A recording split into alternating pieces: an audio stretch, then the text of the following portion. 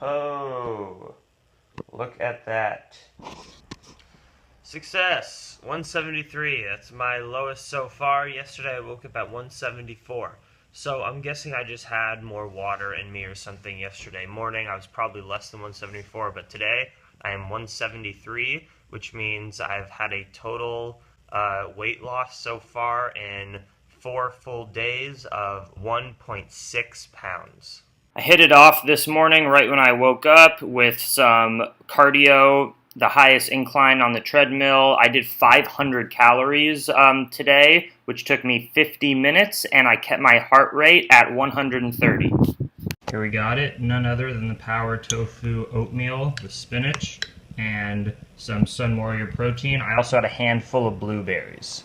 I just wanted to show you my meditation setup. I just have some pillows that I sit on the edge of, so my sits bones are elevated, and just a yoga mat because I was just doing some yoga, and a blanket for my feet so they're not on the hardwood floor, and I just have my mala beads. It's quiet in here and it gives me my relaxing space, and my heart rate today, I measured it right after meditation, was 58 beats per minute. Today was back day in the gym. Here I'm doing 185-pound deadlifts, feeling good. I did some pull-ups before that.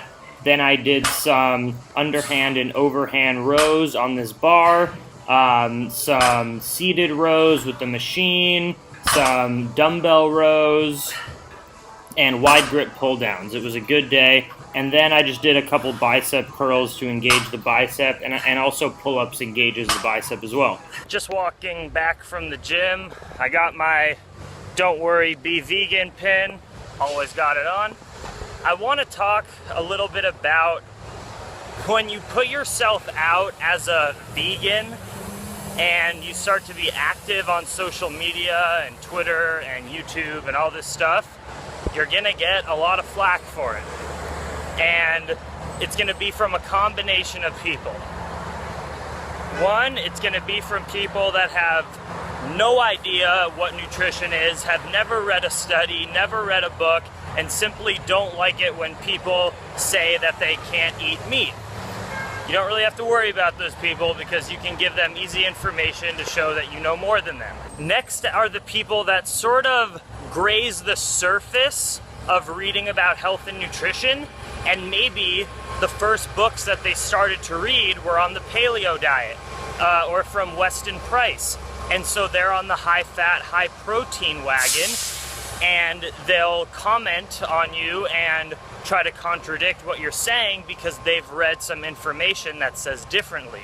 Now with those people, those are the most productive people to talk to because they're clearly doing a little bit of research, but also they're not stubborn. And if you give them information that's compelling, they're probably, gonna go back and forth, and you guys can exchange studies and you can exchange information that you've learned. And ultimately, if you believe in what you believe in, like I do, you will come out successful because you have the information to back up your point. And then lastly are the people that have been in this field for a long time, maybe advocate for a paleo-based or moderate meat-based diet, and maybe have some financial invested interest, or they've been following a plan and had a lot of body weight loss success.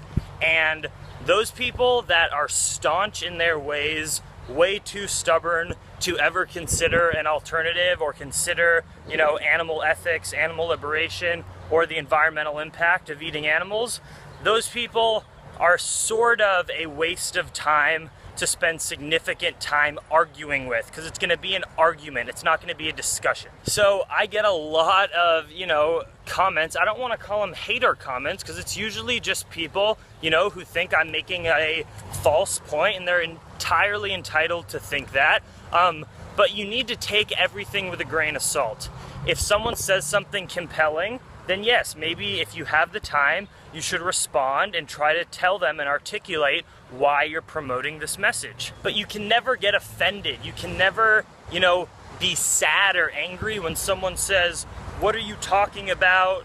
you're a vegan cultist, as I was called today on social media, and none of these things are studies. These are all bias coming from vegan doctors and stuff. And sometimes if you're just getting too many emails and comments, you need to just laugh it off, understand that the world is balanced and goes around with all different kinds of people, and that you're making a good enough impact on a large amount of people, because most of the comments I get are, oh, you're awesome, you know, I just got into veganism, it's changing my life, I love your videos, keep it up.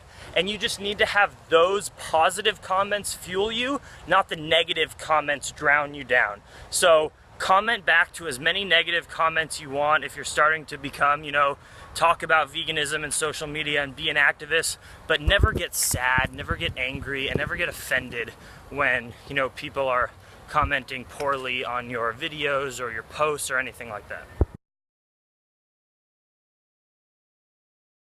Just chowing down on an appetizer of some greens.